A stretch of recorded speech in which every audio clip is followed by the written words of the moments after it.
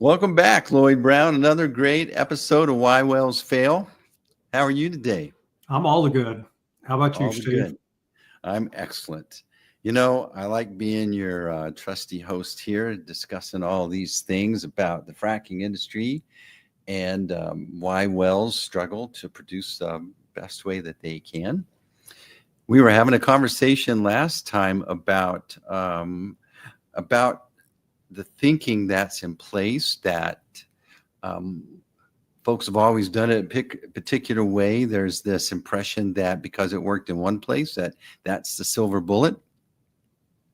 And so, then there's this other thing in the culture that kind of rewards someone for not taking, to do it a different way or to test another way. There's a risk associated with it. And so when you think about it, folks are kind of like, they don't get in trouble for doing it the old way. That is correct.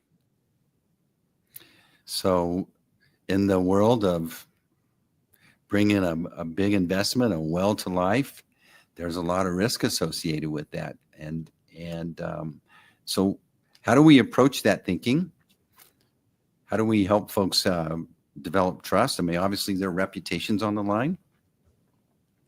Well, I think when you look at it, number one is it depends on the size of the company and what their short and long-term goals are. Publicly traded companies, the larger companies, they have their process and they're in a manufacturing mode. And many times, and what's happened, there's been a big brain drain. COVID was a massive brain drain in the oil and gas industry. And, there's not a lot of guys my age. I'm 60 right now. And when you look back in the late 80s and early 90s, the oil and gas industry was not a place where people wanted to go to work because there were no jobs.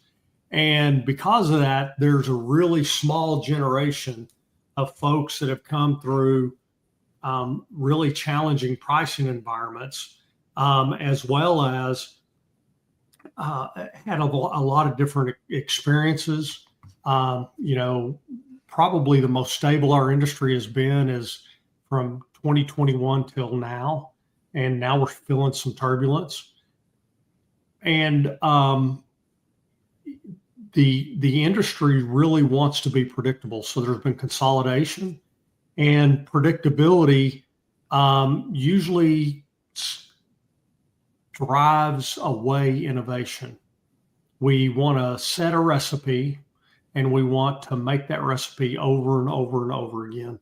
And it makes sense in some ways, but what's unique is the geology that we're trying to make a recipe out changes depending on where the formation is located, whether it's in the Delaware Basin or the central platform of the Permian Basin or in the Eagle Ford or Niobrara, wherever we are. There's so many variables that come into play, and to put a cookie cutter or a highly manufactured process in place, we're focusing on a low capital cost to the detriment of long-term operating cost.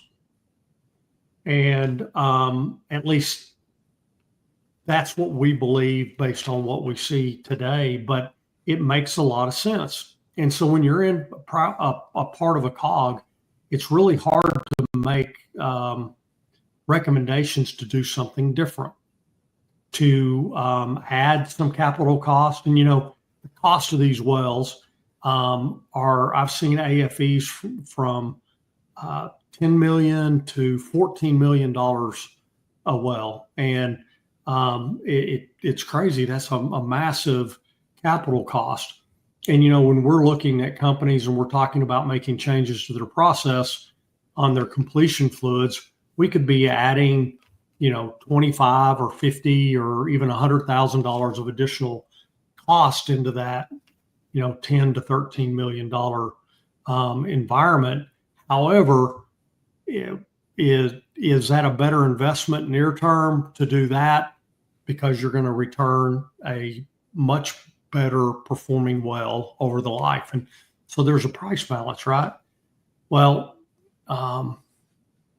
that's really hard for somebody that's in a manufacturing environment to want to make those kind of changes or even put the reputation at risk to do so.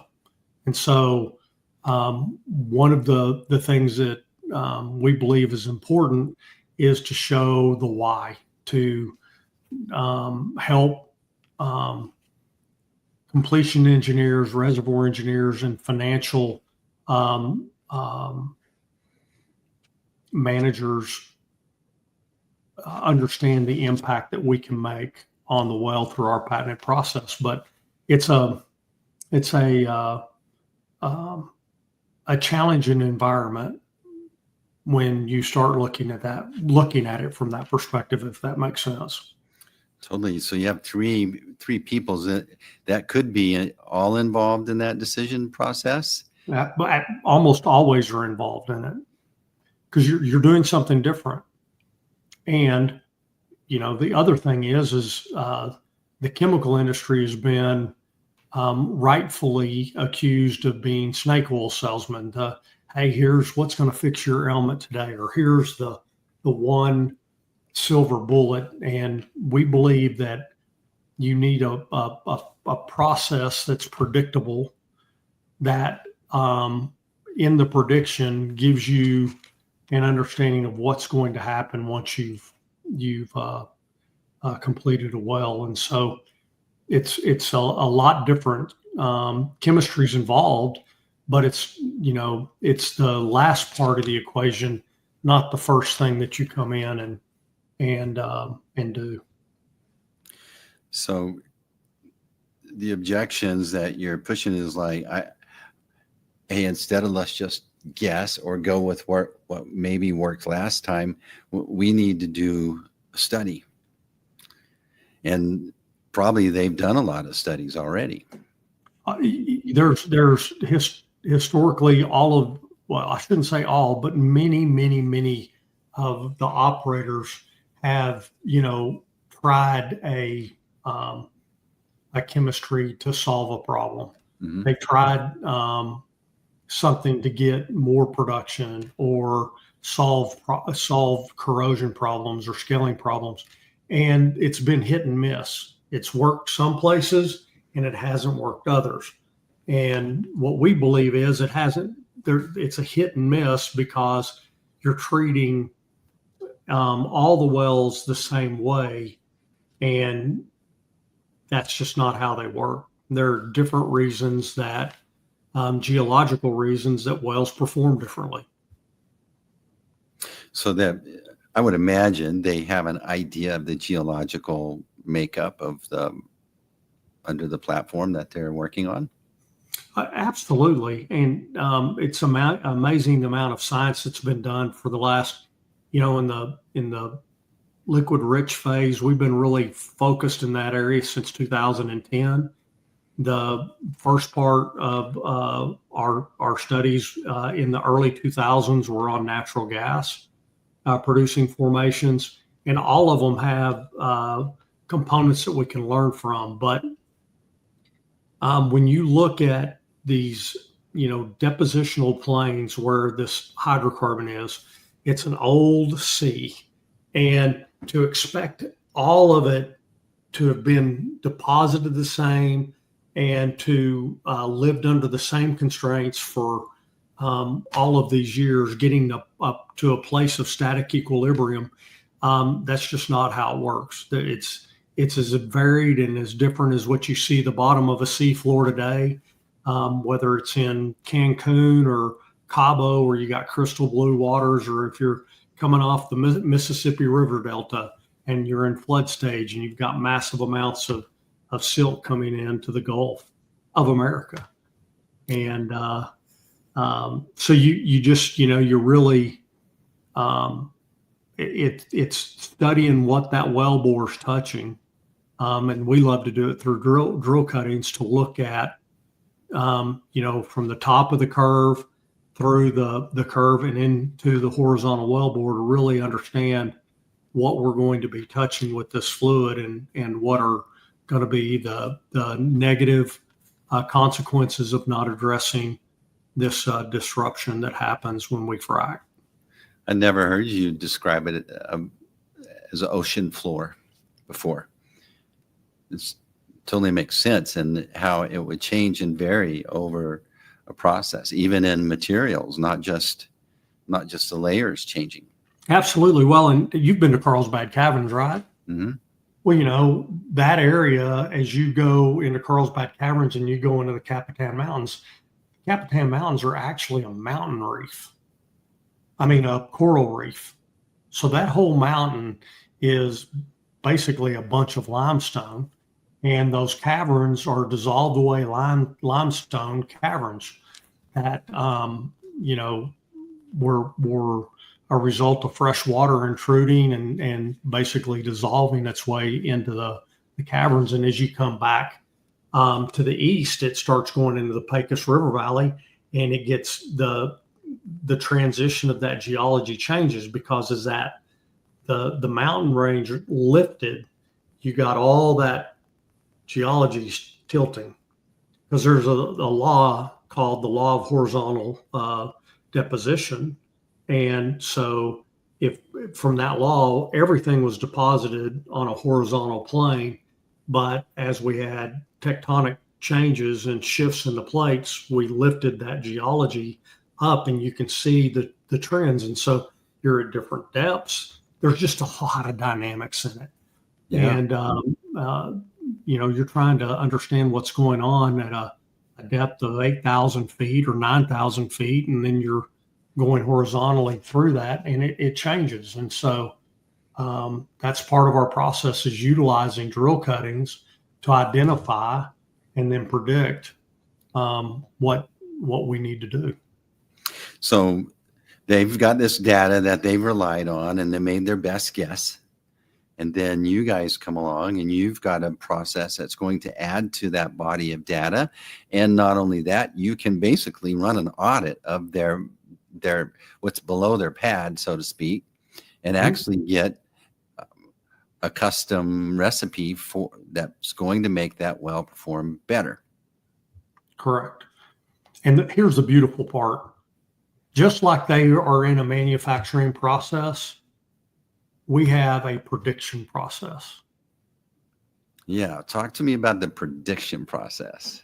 Well, our process is by utilizing a mountain of data that we've gathered over the last 20 years and even longer. We worked with STEM Lab for years, and we're part of the consortium. So we've looked at geology like crazy, and we're the chemistry side of it. And we've studied what is the geochemical reaction of fracking for years. And so our process is predictable because we use a number of different testing methods to understand from clay swelling to fines migration, degradation, destruction of carbonates, destruction of pyrite, the type of hydrocarbon that is in the geology. And we build algorithms and models that we use on all of those processes to become predictable in what is going to be the reaction of that chemistry.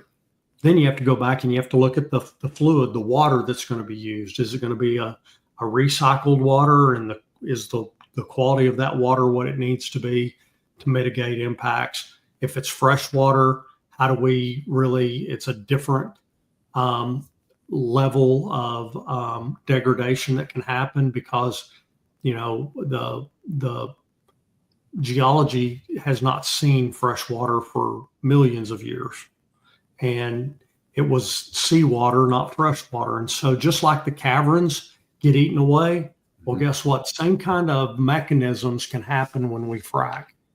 And so it's understanding all of these factors and then running them through our process to become predictable. And then what we predict actually happens in the well. And that's what's unique. There's not a single methodology that we've seen, a single test that is a consistent, accurate predictor of performance. And our patent, we have a consistent, reliable, predictable process. How Google works was a book I read a long time ago, but they have a prediction engine. So when you go put in a few words, you know how it starts throwing those phrases down. Their job is just with a few vague signals from you, predict what it is that you're looking for. Well, that's what all the auto typing is, right? That's all it is. Yeah. And that's become the language models that have now become AI. Yeah. And so when your predictable process only makes sense in the same manner, it's like, why are they rewarded so well? Why Google is like, that's a very valuable process. Well, they're a monopoly, according to a judge last week. So yeah, but imagine, that how do they get there? A giant sampling of data. That, you remember that movie Back to the Future, where Biff steals a sports book and he can make all the wins on the bets, right? That's what they have basically. They see data and changes immediately, and that's basically, you have a little version of that. You're just able to see way down miles below in the dark. That's correct. So we got three people weighing in on this decision. Mm-hmm. This logically makes sense to me, obviously, but what's at play in the illogical world? Why won't they just go, yeah, let's do this? This makes logical sense. But when people don't, the logical reason is because people have made promises in the past. Yeah. And they're more worried about damaging even though it's logic, right? Yeah. Mm-hmm. We go against logic, which is called illogical. We go against that because the risk to ourselves, right? We're part of our fight or flight mechanism is self-preservation. Mm-hmm. And that's why. The good news is, as we go through this, everybody's like, this is so new. We've never heard this. Mm-hmm. And show us some data, right? Everybody wants data. Everybody wants, show us the proof. And we have, through one of our partners, the ability to show a 10-well study and the impact of doing it differently and doing it consistently and the performance of that. But, the greater you're in statistics, the sample size, the greater the predictability, right? We need more in. And I understand it, but we're also willing to partner as companies go through this and not expect them to take all the financial risks themselves.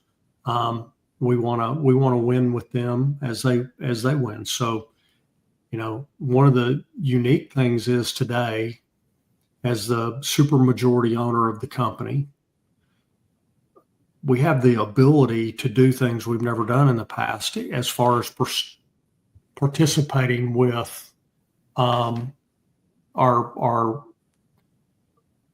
I want to call them more than customers, with our partners, because it's really a partnership.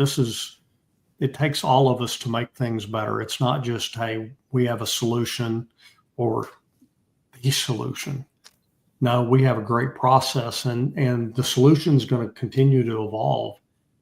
But every day we're going to be making it based on the best available information we have at that time.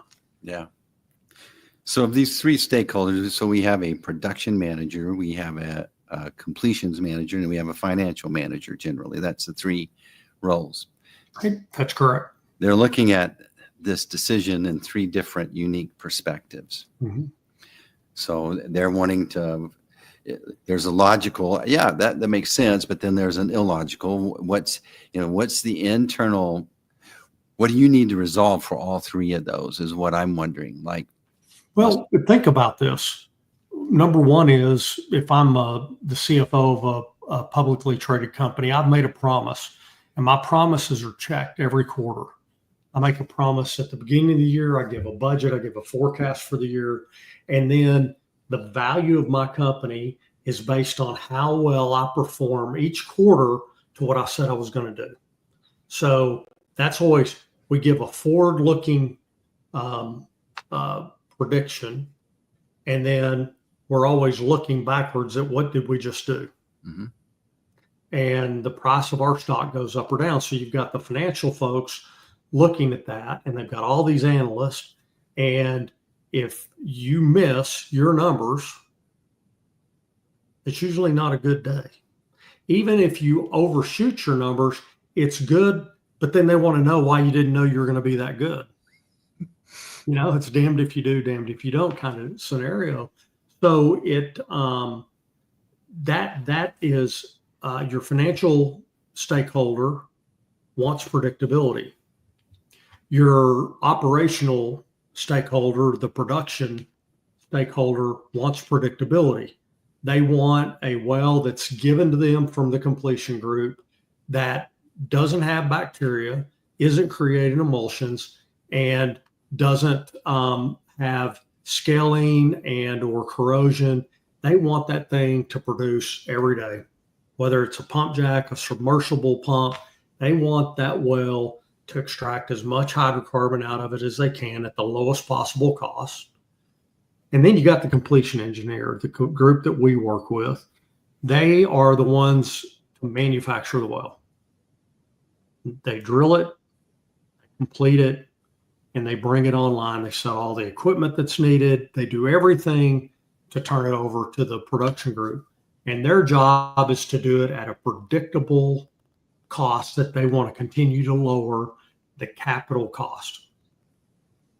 So it's like they want this $50,000 car to cost $40,000 next year. Mm-hmm. And rarely does that happen, especially in the world of tariffs. So, there's some battling in the organizations because we've got predictable over here on the financial. We want a low operating, highly productive well on the production side, and in between is the guy that's delivering this performing asset, and they want it done at the best possible price. So we see that as our role is to help all of the stakeholders. And that's why our process is focused on being predictable, which predictable is keeping your promise. That's how we can help all three. So the completions guy, do they have a timeline they have to meet as well? Everybody, yeah, absolutely have a timeline. You've got a drilling department, right? So you acquire the acreage that you get it to. That's a landman, which is what my original education was. And no, I'm not like Billy Bob Thornton. And then you move from there into drilling the wells once you've acquired the acreage.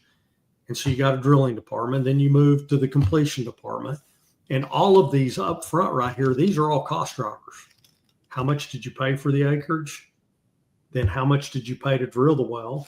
Then how much did you pay to complete it? And usually, most companies, drilling and completion are in the same bucket because it's creating that asset, that mechanical asset.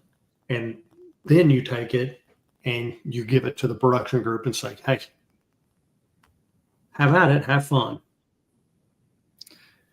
This is gold, man. So the production, do they sometimes point or blame the completions? Absolutely. Yeah. Or vice versa. And usually they blame the chemical providers. Mm-hmm. Yep. That's one of the very first things, because guess what? We can be very beneficial, but we can also screw things up really, really good. Yeah. Yeah. So they're all going to weigh in on this, but that completions guy is the most, he's got to hand off a well-performing asset. And then the production guy, they want to be just, man, this is great. You handed me a healthy well that's running good, and I'm not having to fight corrosion. I'm not having to fight all these. I'm not having to pay the downstream taxes. That's Correct. another thing, right? That's a big thing. And that's part of our process, is by minimizing the amount of generated CO2 from the formation and H2S. We minimize the long-term operating costs of that well for the life of the well. And that's a big deal. You know, it's kind of like, you ever seen the study that, well, Steve, I can give you $1 million today, right now, or I can give you $5 today and double it every day for the next 30 days, right? We've had this conversation, and it's amazing, the law of compounding, how it works. Well, that's what we're focusing on, is the law of compounding. Make more oil, not fast oil, more oil over the life of the well, with fewer problems over the life of the well. Gives the financial manager, CFO, the person that's making the promises to their investors or the public markets, helps them become predictable, and it reduces the number of problems that the production division has over the life of that well. Mm-hmm. That's where we see, and our way of doing that is utilizing our process, bringing predictability, because we're looking at it, and then we're providing a prescription. Hey, here's the prescription to be the healthiest that you can be, Steve. And we do that for every well. You're like, you're helping the team work more confidently together, because their reputations with each other are at stake as well. In your patent, explain to me the importance of your patent in this decision process with all three of these stakeholders.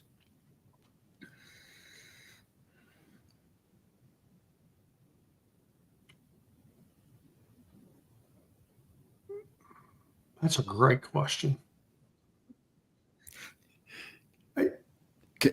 This is why I'm asking it. Yeah, I know. I'm wanting to make sure that I provide clarity in my answer, and sometimes that doesn't come real quick. So, well, it seems like if this thing's patented, well, that would solve the logical scratch. You know, that would solve that itch, right? Right. So here's what it is. It's why it's important to all three is they're staking their reputation on their decisions. When the financial team gives their land team a check to go buy land, go buy the mineral interest, there's a promise and an expectation. The same thing with the drilling and completion, same thing with the production. Our process, because it's based on a natural law, the law of equilibrium, and understanding the disruption that happens when we frack a well, and that our process is predictable, it's completely transparent, and it is ultimately focused on protecting everybody's reputation. And guess what?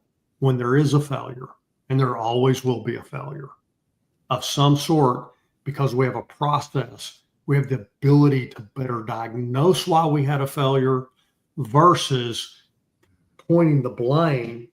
Mm-hmm. No, we don't point the blame. We go, all right, let's go figure out what was wrong, because we have a process. And are we missing something? And guess what? We're always missing something.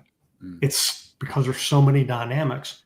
But that's the fun part of it, because that's the real, that's the fun part of getting better every day, The moment that you think that you know it all, I can attest that ain't a good day. Because you're going to get humbled. So we might as well do our best to stay humble right here. I'm choosing not to do the humbling. All right. So we have a predictable process. It's based on natural laws and a large, giant sampling of data. Correct. And years and years of experience in the industry. What am I missing? What am I missing? What else is in that?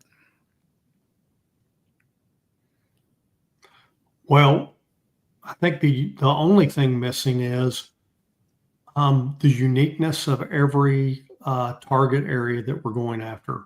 Mhm. So we're not creating a process that ignores the variability.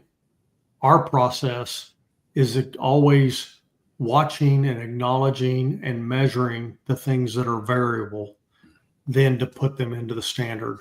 And I was remiss. One of the other key components is in all of our mathematical equations, our algorithms, is we have a constant. And that's a natural law that we discovered that happens when we frack a well, and it's the K-linetic process. And so now we have, because of that, we have a constant. Any mathematical equation, you've got to have a known. Well, we have a known. It's like having pi. If you utilize pi as a constant, 3.14, da da da da, you're all working off the same constant.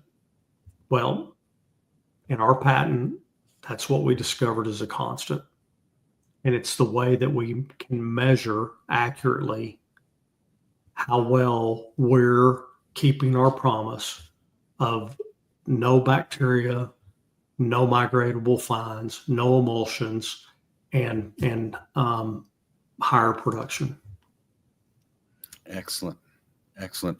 I don't come from this industry, but I feel like I'm learning a lot and grasping a lot of things the way that you're explaining it. Thank you. I hope so. I hope it's. Here's the thing that's bothering the logical decision-making process, I think, is everybody shows up and it says, I got a silver bullet. I have the answer. And you guys are showing up and going, wait a minute. Every situation, there's a variable we need to go through to figure out what the answer may be. I don't know it until we do this process. That's correct. And here's the good news. We now have like you said, a large data set. So we have a large number of wells that we've completed in one area of the Midland Basin. We have another one in the Delaware Basin. We have all these data sets, and they're good for in that general area. So if we had to come in and somebody's like, hey, we can't get any samples, and we look and we're like, all right, we're 1 mile east and 2 miles north, and here's the the transition of that in that area. Yeah, we're going to be able to provide a highly educated prescription, but it's not going to be as good as if we had the drill cuttings. Mm-hmm. Drill cuttings. So we're protecting the reputations, we're resolving what's important to each of those stakeholders.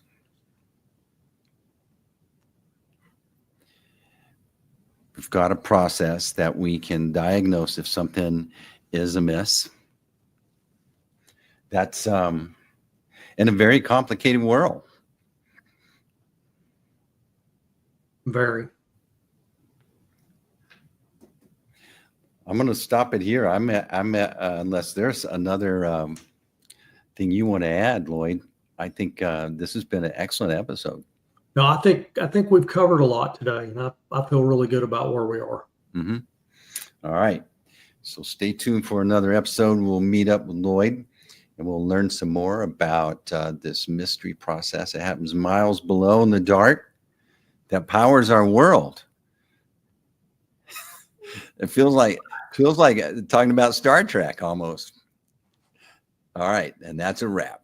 Good job, Lloyd. Thank you, sir.